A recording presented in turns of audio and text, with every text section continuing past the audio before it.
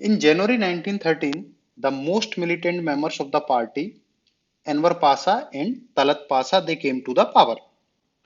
On 29th October 1914, the Ottoman Empire entered World War I on the side of the Central Powers by launching a surprise attack on Russian ports in the Black Sea. Because Armenians and Assyrians lived along the Russian-Ottoman front, both the Russians and the Ottomans attempted to recruit the local Christians in their campaign against their enemies. The Armenians in the Ottoman Empire fought alongside the Ottomans, while Armenians volunteer units made up of Russian subjects fought on the Russian side. Beginning in November 1914, provincial governors of Von, Bitlis, and Erzurum, they sent many telegrams to the central government pressing for more severe measures against the Armenians, both regionally and throughout the empire. These pressures played a key role in the intensification of anti-Armenian prosecution. Where are these provinces? You can see this is modern day Turkey, and you can see that was Ottoman Empire at that time. These are Van, Bitlis, and Erzurum. These were the bordering provinces. So, governor of these provinces they sent the telegrams to the central government pressing for more severe anti-Armenian measures. Here in this map, you can see there's one place on the bordering areas of Ottoman Empire and Russian Empire called Sari Kemes. So one war was fought on this place. In January 1915, Enver Pasha, Minister of War, attempted to push back the Russians at the Battle of Sari Kemes, only to suffer the worst Ottoman defeat of the war. Although poor generalship and harsh conditions were the main reasons for the loss, the young Turk government sought to shift the blame to Armenian treachery. Armenian civil servants were dismissed from their posts on, and Enver Pasha ordered the removal of all non-Muslims serving in Ottoman forces from their posts. They were to be disarmed and transferred to labor battalions, and the Armenian soldiers in labor battalions were systematically executed. About the same time, irregular forces began to carry out mass killings in the Armenian villages near the Russian border. The retreating Ottoman army also indiscriminately destroyed dozens of Ottoman Armenian villages in Bitlis, Vilayet, massacring their inhabitants. Enver Pasha publicly blamed his defeat on Armenians in the region, saying that they had actively sided with the Russians, which became a consensus amongst UP leaders. And when these Armenians at one place tried to defend their quarters in Von province, then the surrounding villages of Armenians were massacred by provincial governor's orders. When Russian forces liberated Von, they found 55,000 corpses in the province. That was the half of its pre-war Armenian population. Men were killed indiscriminately, women, children kidnapped by local Kurds, and at one place called Moose, 141,000 Armenians in more than 200 villages were ethnically cleansed during the second week of July. And during the night of 23rd 24th April 1915, at the orders of Talat Pasha, hundreds of Armenian political activists, intellectuals, and community leaders were rounded up in Constantinople and across the empire. This order intended to eliminate the Armenian leadership and anyone capable of organizing resistance resulted in the torture and eventually murder of most of those arrested. And they were forced to confess to a non-existent Armenian conspiracy against the empire.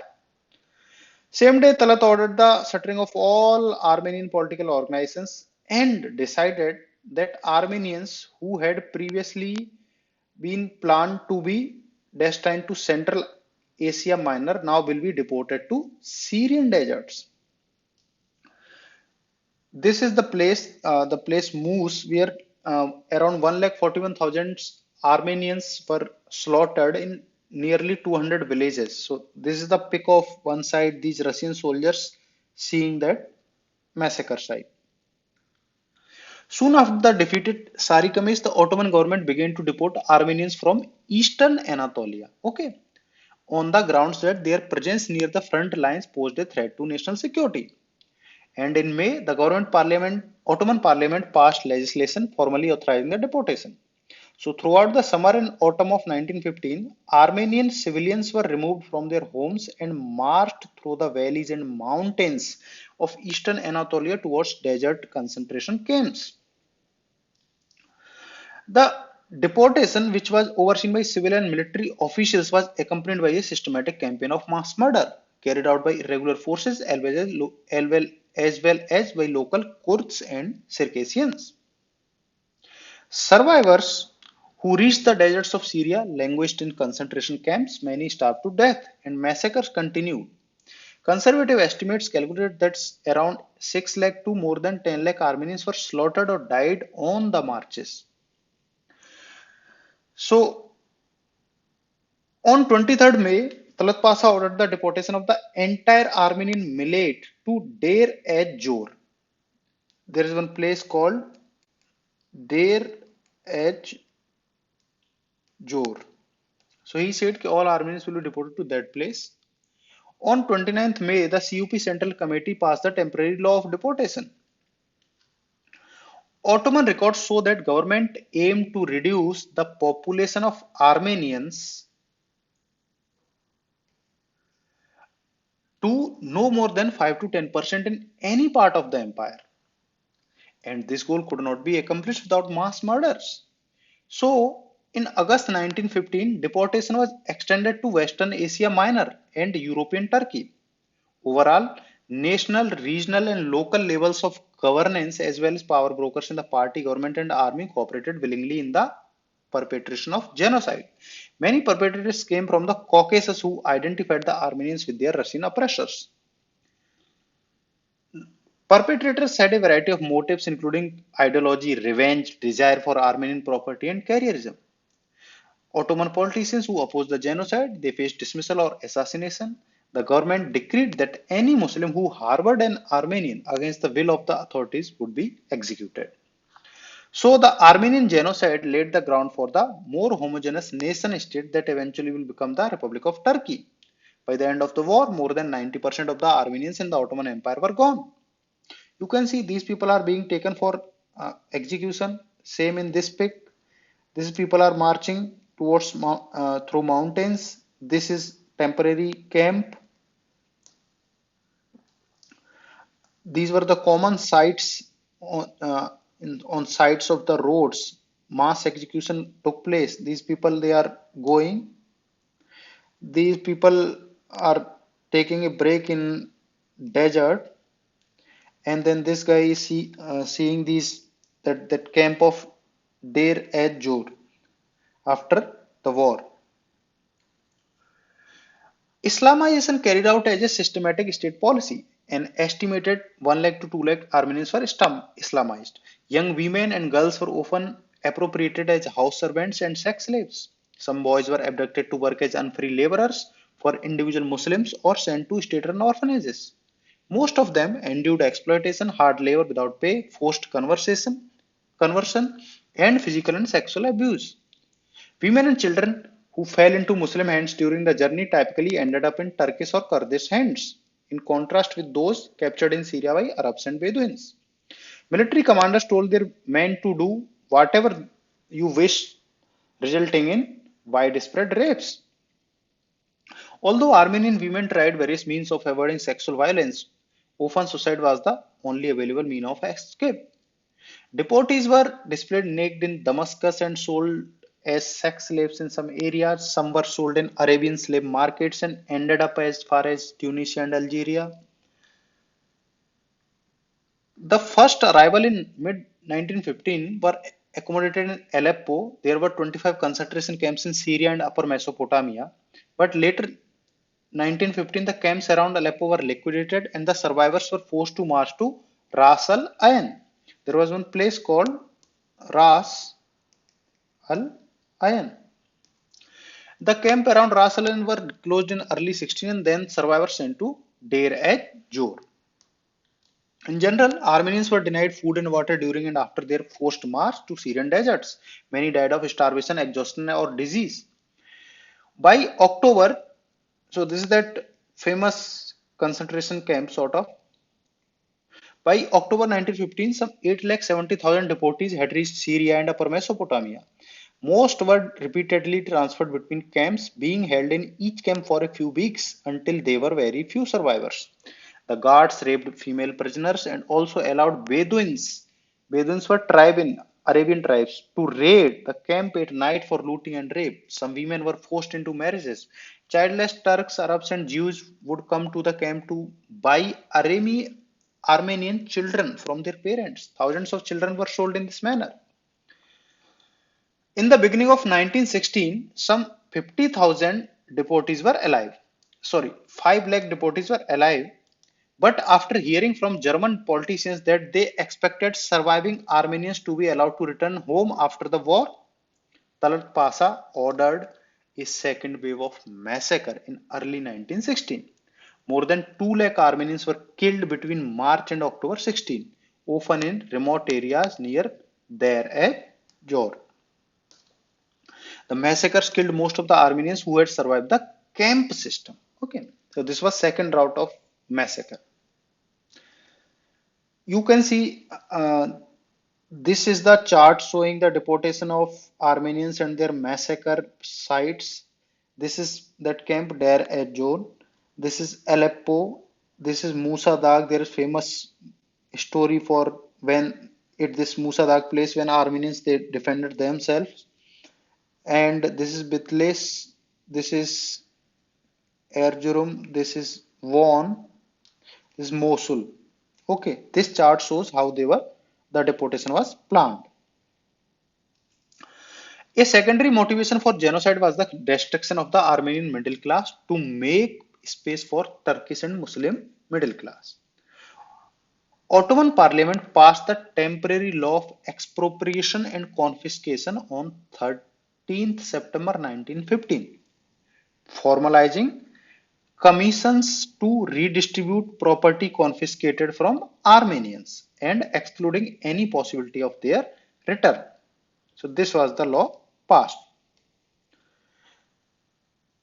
This has catastrophic effect on the Ottoman economy, but the dispossession and exile of Armenian competitors enabled many lower class Turks to rise the middle class. All traces of Armenian existence were systematically erased. Death toll: the genocide reduced the Armenian population of the Ottoman Empire by 90%. Later historians have estimated that around 1 million Armenians perished in the genocidal campaign during World War I, and 8 lakh to 1 lakh million Armenians were deported. So the provinces where which are black, that means 100% Armenian population were wiped out. Then in these places around 90% population was wiped out. So accordingly, this map shows the modern day Turkey. The black shows 100% deportation or murder of Armenians, and this dark gray or gray this shows less percentages. Post-war, following the genocide, remaining Armenians organized a coordinated effort known to reclaim kidnapped Armenian women and children. An orphanage in Alexandropol held 25,000 orphans, the largest number in the world. This is that camp. We had 25,000 orphans were there. By the 1920 Treaty of Sevres, Armenia was awarded a large area in Eastern Asia Minor. Okay. Trials: the court martials relied almost entirely on documentary evidence and testimony from Muslims. 18 perpetrators were sentenced to death, of whom only 3 were ultimately executed as the remainder had fled and were tried in absentia. Prosecution was hampered by a widespread belief among Turkish Muslims that the action against the Armenians were not punishable crimes. Increasingly, the crimes were considered necessary and justified to establish a Turkish nation state.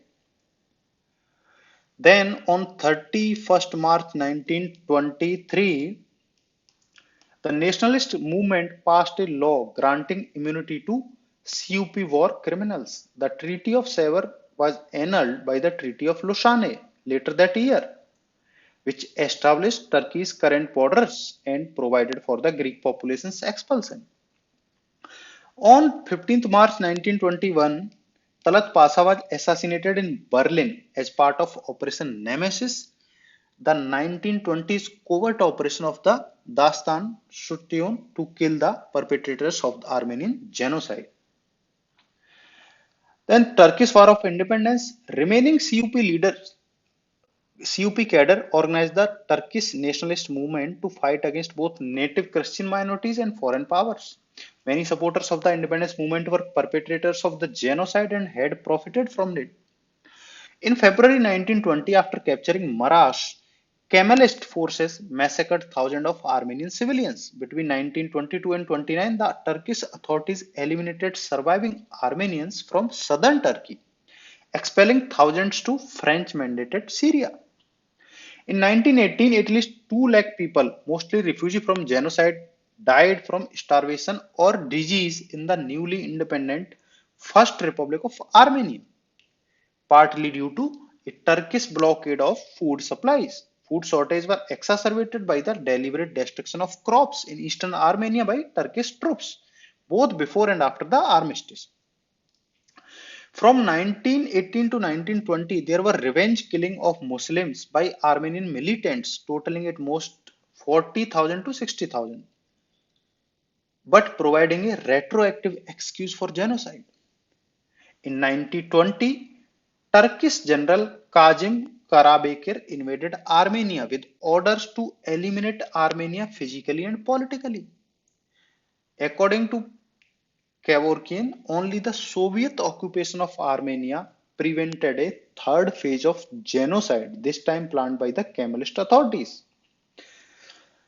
Armenian survivors were left mainly in 3 locations in the Republic of Turkey. About 1 lakh Armenians lived in Constantinople, another 2 lakh lived in the provinces, largely women who had been forcibly converted or married and adopted children. About 2,95,000 Armenians had fled to Russian controlled territory during the genocide and ended up mostly in Soviet Armenia.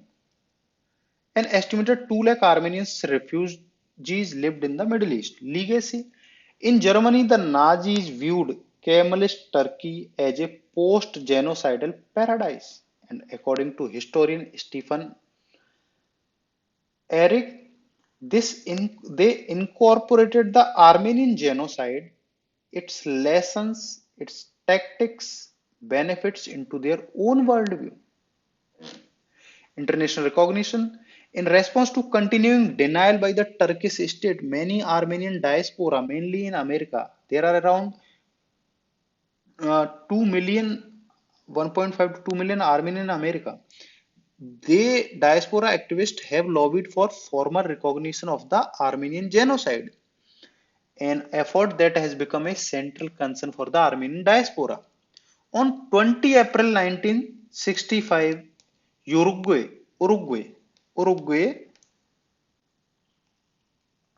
became the first nation in the world to officially recognize the Armenian genocide by law passed by the parliament. But from 1970 onwards, many countries avoided recognition to preserve good relations with Turkey. As of 2021, 30 countries have recognized the genocide along with Pope Francis and European Parliament.